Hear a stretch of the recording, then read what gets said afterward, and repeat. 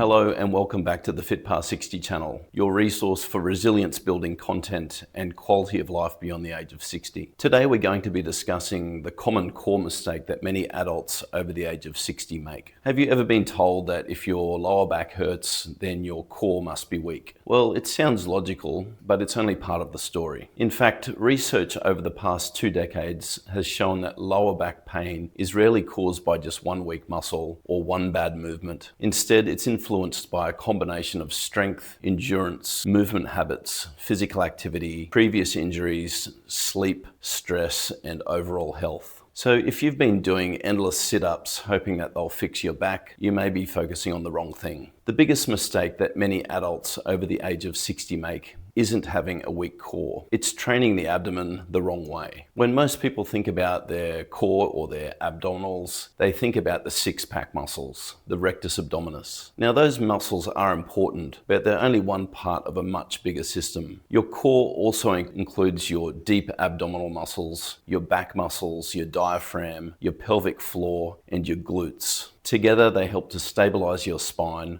while you walk, lift groceries, climb stairs, garden, or simply get out of a chair. The goal isn't to make these muscles as strong as possible. The goal is to help them work together. One common mistake is doing lots of spine bending exercises like crunches and sit-ups, while neglecting exercises that actually train the core to resist unnecessary movement. Think about everyday life. When you carry shopping bags, pick up your grandchild, or push a lawnmower, your spine doesn't need to bend over and over. It needs to stay stable while your arms and your legs move. And that is exactly what functional core exercises teach. As seen in research by Stuart McGill, research on spinal stability and endurance-based core training include the bird dog, the side plank, and the modified curl up. Firstly, the bird dog. Start on all fours, so your hands and your knees, trying to maintain a neutral spine. So drawing the belly button in toward the spine,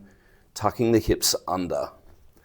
In this position, we are slowly, whilst maintaining a neutral spine position, reaching long, bracing through the tummy, and slowly returning back to neutral, whilst we alternate sides. Neutral spine, reaching long, and slowly returning back to neutral. Alternating sides, this exercise is fantastic for the abdominal whilst maintaining a nice neutral spinal position. We should aim for around 4 or 5 repetitions on each side in a nice controlled manner. Remember, on all of these exercises, quality matters far more than speed. Another excellent exercise is the side plank. Now this exercise can be modified to make it more challenging or slightly less demanding.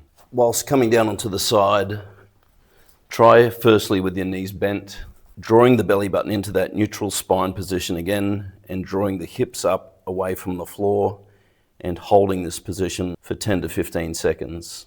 If you can handle that comfortably, we can do this exercise in an extended position, drawing those hips up away from the floor and holding for 10 to 15 seconds, working each side individually. This exercise strengthens muscles along the side of the body, the side of the trunk, which are important for maintaining balance and spinal stability. The final exercise in this series is the modified curl up. Taking a lay down onto the back with one leg extended and one knee bent up, placing the hands into the small of the back so you can feel the arch in that lumbar spine.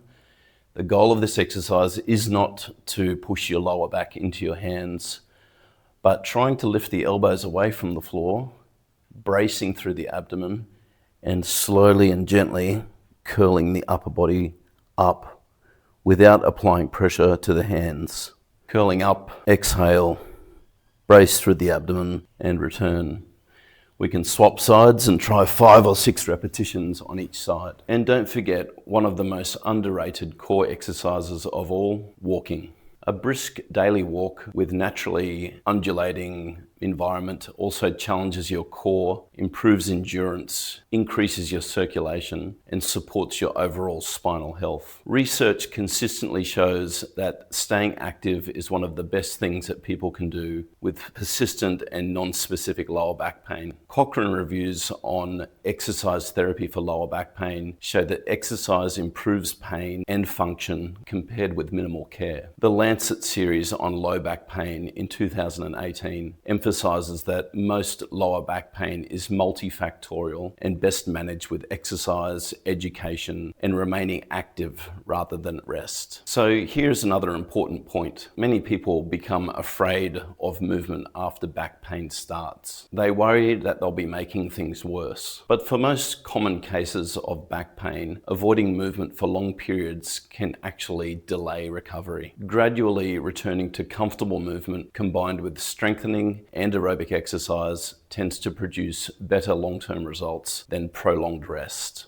And of course, there are also exceptions to the rule. If you have had severe back pain after a fall, numbness around the groin, loss of bladder or bowel control, fever, or unexplained weight loss or significant leg weakness, those symptoms need prompt medical assessment. But for many adults over the age of 60, building a resilient back isn't about chasing a perfect posture or finding one magical exercise. It's about consistent movement. It's also about strength, balance, walking, good quality sleep, and gradually improving your confidence to move. So instead of asking, how can I get a six-pack of abs? Perhaps try asking the question, how can I build a core that helps me move well every day? Your back will probably appreciate that much more. If you have found this to be helpful, please subscribe to the Fit Past 60 channel for more evidence-based tips on staying strong, mobile, and independent as you age. I look forward to seeing you next time. Thank you.